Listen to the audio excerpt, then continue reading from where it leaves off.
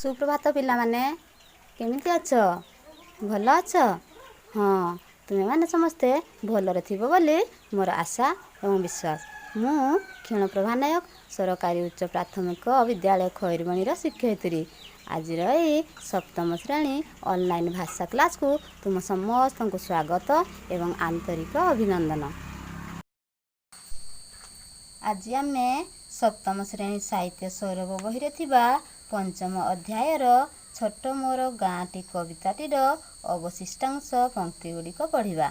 यह पूर्वर दीदी तुम मानू ये कवितार कवि सच्चिदानंद राउतराय परिचय संबंध सम्यक धारणा देइछन्ति एवं कविताटीर प्रथम द्वितीय तृतीय पंक्ति आवृत्ति करिछन्ति एवं यार भावार्थ सुंदर भावरे तुमको बुझाई देइछन्ति। या निश्चय बुझी पारिथिबो एवं मन रखिथिबो बोली मोर आशा।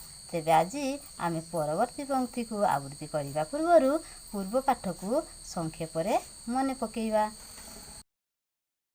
पूर्व पंक्ति रे कविंक शिरा प्रशिरारे गाँ माटीर जल रक्त होई प्रवाहित हेउछि।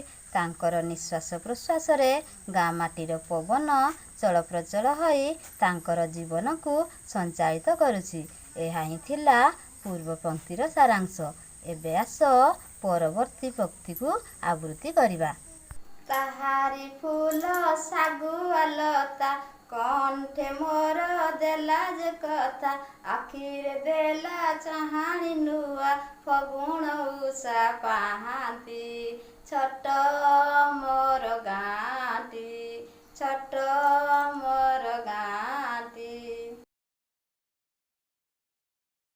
एथिरे थिबा कठिन शब्दर अर्थ जानिबा। सागुआ सबुज उषा सकाळ। एबे पंक्तिटीर भावार्थ बुझिबा।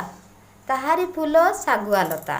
ताहारी फूल कहले पिला माने सेई गाँर सबुज सुंदर फूल सबुज लता कविंक कंठरे कथा देइछि नुआ चाहाणी देइछि फगुण मासर पाहांती उषालोक। तेबे पिला माने कहिलो किए कविंक आखिरे नुआ चाहाणी भरी देइछि। हाँ सेई फगुण मासर पाहांती उषालोक कविंक आखिरे नुआ चाहाणी भरी देइछि। तेबे एई कविताटी को बुझी पारिलो पिला माने हाँ बुझिलो। एबे परवर्ती पंक्ति को आवृत्ति करिबा। ताहारी लटा ताहारी बन ता गाई गठा मुरली सन फसल कटा मधुर गान सकाळ मोर साहाटी छोट मोर गाँटी छोट मोर गाँटी। एबे आस यार कठिन शब्द जानिबा। स्वन अर्थ स्वर सकल सकल माने समस्त। एबे एई पंक्तिटीर यथार्थता बुझिबा। ताहारी लटा ताहारी बन कहले से गाँ माटीर बण जंगल गछलता गाई गठर मुरली स्वर फसल कटा समय मधुर गान एई समस्त कविंक प्राण परि मने हेउछि। तेबे पिला माने कविताटीर भावार्थ तो बुझिल। एबे तुम पाई किछि प्रश्न तो एई प्रश्नर उत्तर गुड़िक लेखि तुमे तुम विद्यालय व्हाट्सएप ग्रुप रे पठेई देबो। 1 नंबर प्रश्न कविंक आखिरे किए नुआ चाहाणी भरी देइछि।